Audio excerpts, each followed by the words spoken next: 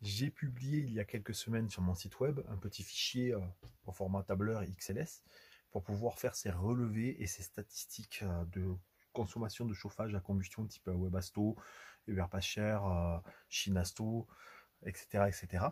Je vais vous montrer un petit peu plus. Donc ça c'est l'article qui en parle. Et en gros c'est un petit fichier qui ressemble à quoi? Qui ressemble à ça. Ça vous génère des pages de ce style-là. Je vais vous le montrer carrément en direct sur l'application Calc. Voilà, et dans lequel on renseigne simplement ses heures de chauffage, telles qu'on les fait dans la journée. Lui, il calcule automatiquement les heures en fin de journée, et puis il va vous sortir des statistiques d'utilisation. D'ailleurs là, je vais rajouter, puisque je suis arrivé à la fin ce matin dans la nuit, mon chauffage s'est coupé.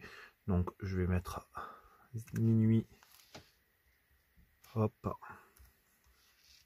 heure de démarrage, arrêt 3h54.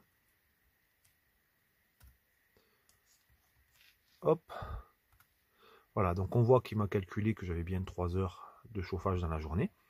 Et en dessous, on a des statistiques globales, comme je disais. Donc là, sur le bidon de 20 litres que j'ai utilisé de pétrole de combustion, ça m'a tenu 19 jours, 151 heures au total. Ça représente un coût moyen de 1 litre par jour, pour 8 heures de chauffe en fait, en moyenne, 7h57, avec un coût moyen de 1,23 € par jour. Coût total 23,35 €, ça représente au prix auquel j'ai payé mon bidon de 20 litres. Et donc du coup, là, j'ai presque atteint la fin de mon bidon. Je vous montre ça. Hop. Voilà, donc je parle de ce type de bidon, hein. C'est des bidons de 20 litres. Ceux-là, c'est ceux de Brico Dépôt, ils sont un peu moins chers parce qu'ils ne sont pas traités contre les odeurs, mais on s'en fout dans notre chauffage de ce style. Les odeurs sont extérieures et il n'y en a pas énormément. Ou sinon, le plus classique et le plus connu, c'est le PTX. Donc là, je l'ai un peu incliné parce qu'il me reste un fond, comme on peut le voir dans celui-là. Hop. Voilà, après avoir fait un relevé complet, il reste un petit fond de carburant. Donc je vais continuer à essayer de gratter dessus pour avoir vraiment l'autonomie totale sur un bidon plein.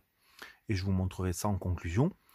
Mais voilà, si ça vous intéresse, eh bien ce fichier-là est en téléchargement et je vous prépare une vidéo très prochainement pour vous expliquer tout le fonctionnement de ce fichier, comment obtenir ces statistiques et l'utiliser soi-même avec ces conditions, que ce soit avec du pétrole de combustion ou avec du diesel. Je vous publie ça très bientôt.